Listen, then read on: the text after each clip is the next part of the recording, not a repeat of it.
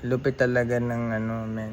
Lupit talaga ng universe. Sabi ko dun sa isang line ko sa isang kanta ko, yung Tanglo. Umamoy kala mo hounds, dami kong bridges, umabot sa France. Sige na bounce, bounce, bounce, bounce ka sa sounds.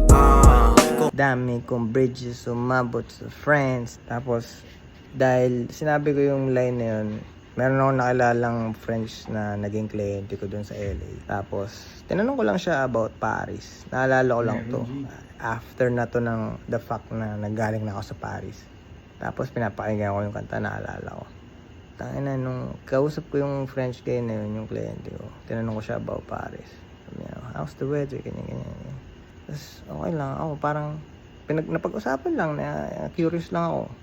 Tapos tinignan ko yung plane ticket kung magkano, ganyan. So ngayon, minanifest ko yung pangyayari na yun. Inisip ko, sinabi ko.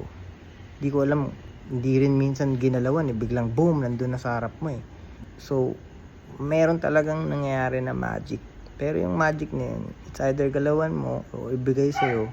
Meron pa rin power yung tongue, bro. Yung tongue. So, be careful on what you speak of and speak with intention, and huwag na kayong mag-speak ng any negativity, bro.